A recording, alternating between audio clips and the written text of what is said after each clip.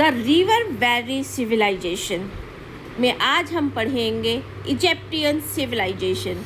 River valley civilization, आप अगर history आपके सिलेबस में आ रही है, आप कोई कॉम्पिटिटिव एग्ज़ाम दे रहे हैं, चाहे वो एसएससी दे रहे हो, चाहे वो आप जो है पेट दे रहे हो, टीईटी दे रहे हो, आप किसी बोर्ड के में हो, सीबीएसई में, आईसीएसई में, क्लास 6, 7, 8, 9 में, तो ये वीडियो आपके लिए है। द रिवर वैली सिविलाइजेशन में आज हम लोग इजिप्टियन सिविलाइजेशन पढ़ेंगे।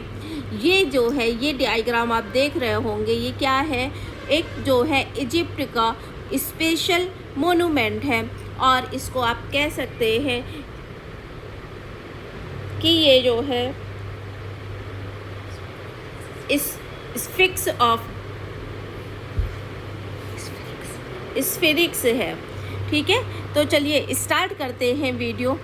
अगर आप इंग्लिश में पढ़ना चाहते हैं तो भी ये वीडियो आपके लिए, आप हिंदी में पढ़ना चाहते हैं तो भी ये वीडियो आपके लिए। अगर आपको अभी तक इजिप्टियन सिविलाइजेशन नहीं समझ में आई है तो इस वीडियो के बाद definitely you will be understand each and every detail of Egyptian civilization which are helpful to your progress.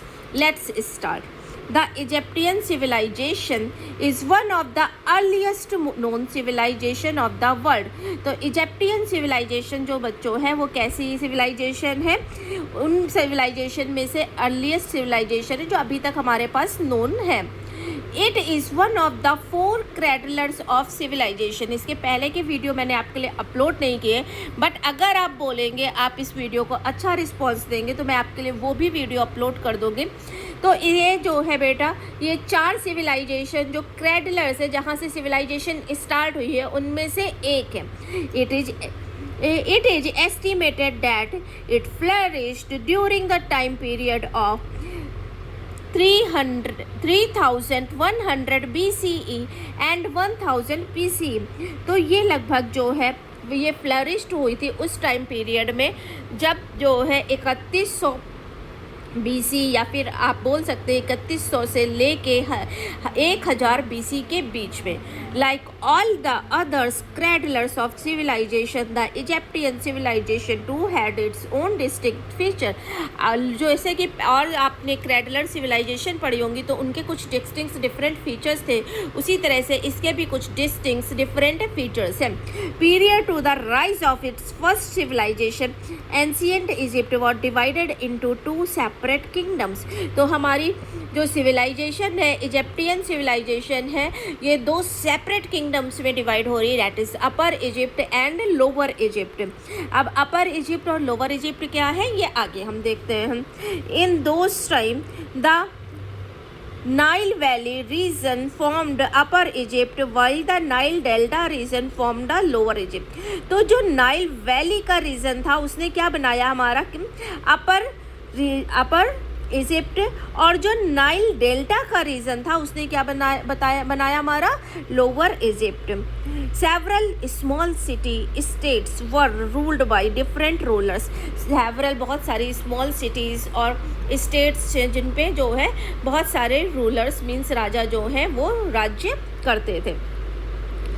The unification of the upper and lower regions of Egypt in around 3000 BC। तो इनका unification जो है lower और अपर reason का Egypt का वो लगभग कब हुआ? 3000 BC में। ठीक है, lead to the beginning of the Egyptian civilization, और यहाँ से हमारी इजिप्टियन सिविलाइजेशन जो है वो स्टार्ट हुई। आहा मीना और मेंस और Narmer was first pharaoh और king of the united kingdom of upper and lower region. तो अपर एंड लोअर रीजन जब ये यूनाइटेड किंगडम हो गए लगभग 3000 BC में, तब जो है इसके राजा कौन थे, किंग कौन थे? आप इसको राजा बोल सकते हैं या फिर फरो बोल सकते हैं। आहामीना, मैनीस और Narmer. Source came to know about the Egyptian civilization from the archaeological excavation। तो सोर्सेस क्या से ये जो है सोर्सेस किससे पता चल रहा है इजिप्टियन सिविलाइजेशन के? हमें एक तो आर्कोलॉजिकल एक्सवेशन मीन्स जो आर्कोलॉजिकली खुदाई होती है उससे हमें जो सोर्स मिल रहा है, उससे इंस्क्रिप्शन से जो रिटन में रिकॉर्ड हैं कुछ उससे, as well as official documents, और जो हमारे ऑफिशियल डॉक्यूमेंट्स हैं। These have help us to reconstruct the history of Egypt. इन्होंने हेल्प की जो हिस्ट्री थी उसकी, इजिप्ट की, उसको रिकन्स्ट्रक्ट, फिर से बनाने में। अबाउट द सिविलाइजेशन, अब हम इजिप्टियन सिविलाइजेशन के बारे में ब्रॉड में पढ़ेंगे। The Egyptian civilization has been broadly categorized into three different parts of the basic excavation, inscription and official document discovered।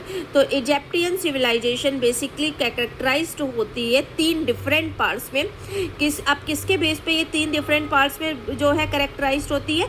जो इसके पहले हमें सोर्सेस मिले थे जिससे हमें इसके बारे में पता चला था। तो वो सोर्सेस क्या थे? जो हमें जो है एंशिएंट टाइम पे जो है वो क्या मिले थे बेटा? आर्कियोलॉजिकल एक्सकेवेशन हुआ, इंस्क्रिप्शंस जो थे, ऑफिशियल डॉक्यूमेंट्स थे। दीज पार्ट्स आर, अब ये पार्ट कौन है से हैं जिनमें जो है तीन डिफरेंट पार्ट्स की जो बात कर रहे थे, जिनमें इजिप्टियन सिविलाइजेशन को हमने डिवाइड किया। ये कौन कौन से पार्ट है बेटा?